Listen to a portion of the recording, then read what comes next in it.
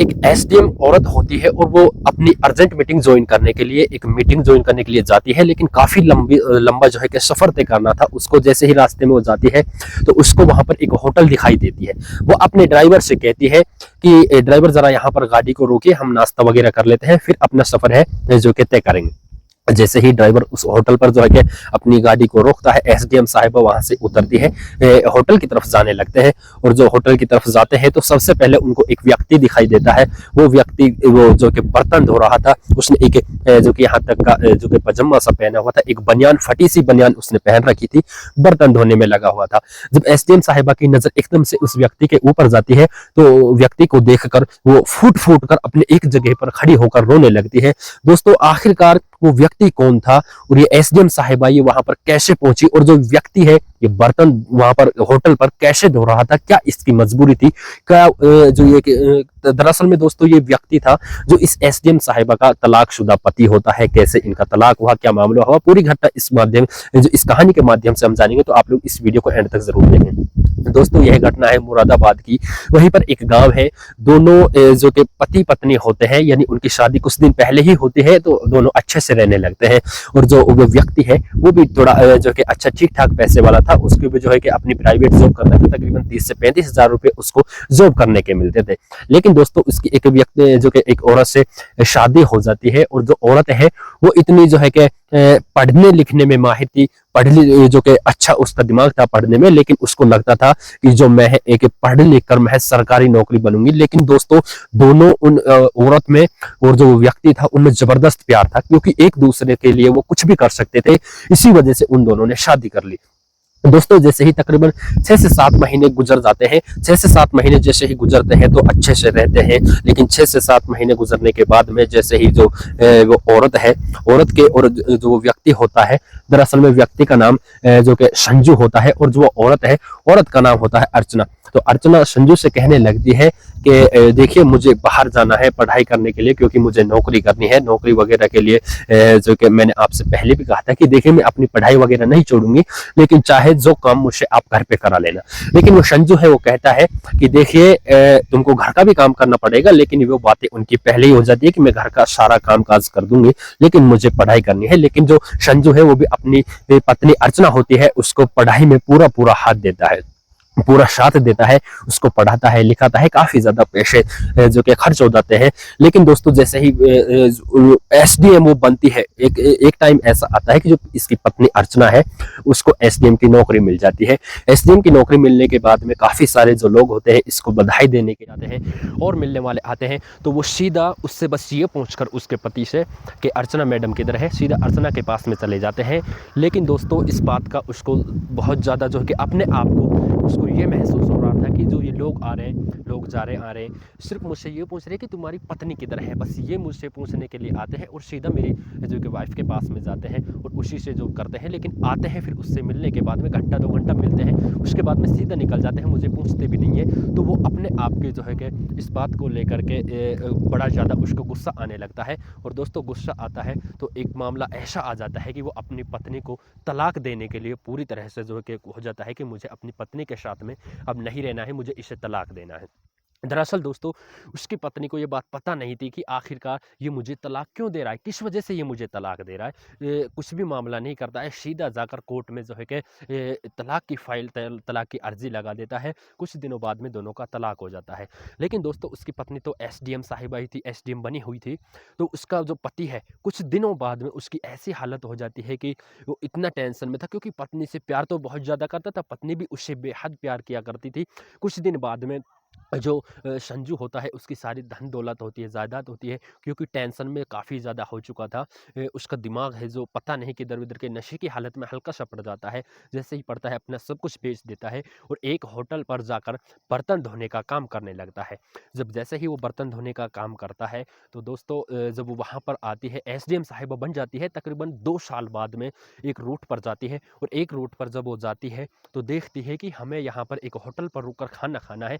जैसे ही होटल पर रुकते हैं खाना खाने के लिए, तो देखती है कि एक व्यक्ति बर्तन धो रहा है, और जो वो व्यक्ति है उसकी फटी सी बनियान है और जो कि उसने कच्छा पहना हुआ है। वो देखती है कि ये तो मेरा तलाकशुदा पति है। उसे देखकर उसकी आंखों से जो है कि आंसू आने लगते हैं, और वो तो फूट फूट कर एक जगह पर रोने लगती है। दोस्तों जैसे ही वो रोती है उसके पास में जाती है, लेकिन जो संजू है, संजू अपनी पत्नी को पहचान जाता है कि ये यहाँ पर आखिरकार कैसे खाना खाने के लिए आ जाती है।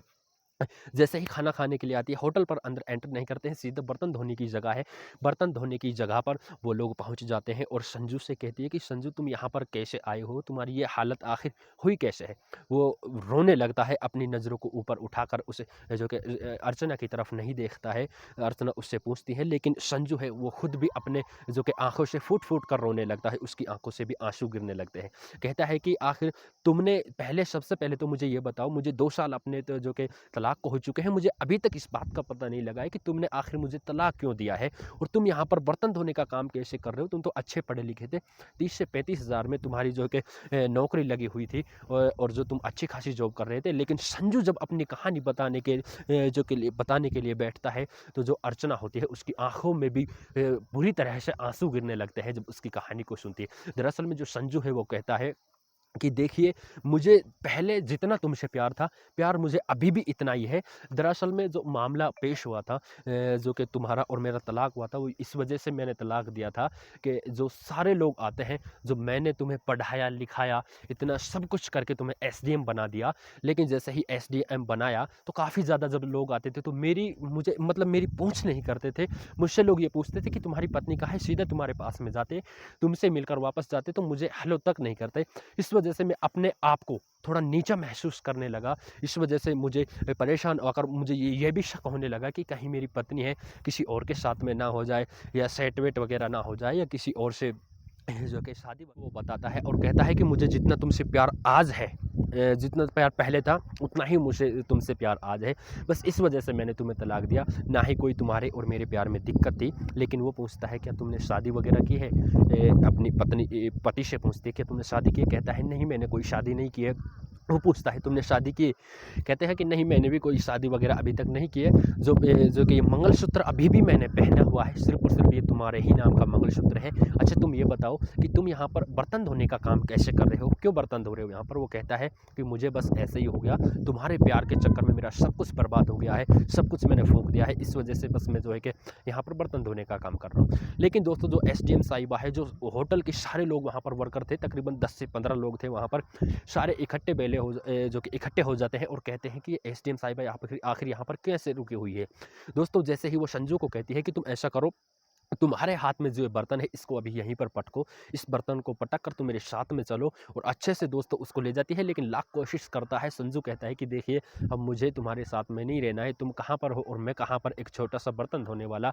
तो दोस्तों इस बात को लेकर वो कहती है कि तुम ऐसी बात मत करो, ये इस बात से मेरा बहुत ज़्यादा दिमाग ख़राब हो रहा है, तुम कुछ मत बोलो, सिर्फ गाड़ी में बैठो। दोस्तों सीधा ले जाकर उसको जो कि गाड़ी में बिठा देती है। गाड़ी में बिठाने के बाद में सीधा मार्केट लेकर जाते हैं। मार्केट ले जाकर उसको सबसे पहले जो कि कपड़े दिलाते हैं, अच्छा कपड़ा पहनाती है, नहलाती है, धुलाती है, और सीधा एक मंदिर में लेकर चली जाती है। मंदिर में ले जाने के बाद में जो कि दोनों फिर से एक शादी कर लेते हैं, फिर से एक साथ रहने लगते हैं, और फिर से हंसी खुशी से अपना परिवार गुजरता है।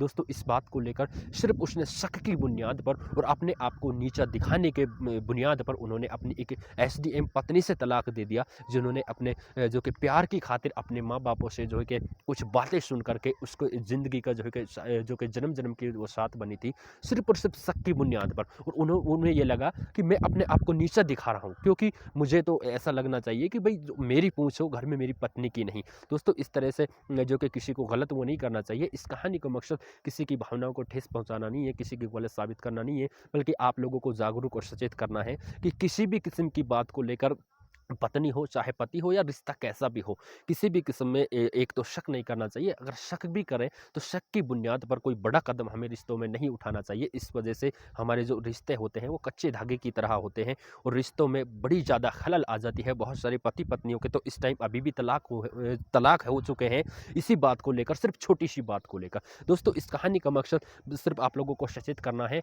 अगर आप लोग इसी तरह की कहानी देखना चाहते तो हमारे चैनल पर नहीं है तो चैनल को सब्सक्राइब करके बेल आइकन को प्रेस करें, और वीडियो को आगे तक शेयर करें। अगर फेसबुक पेज पर देख रहे हो तो फेसबुक पेज को फॉलो कीजिए।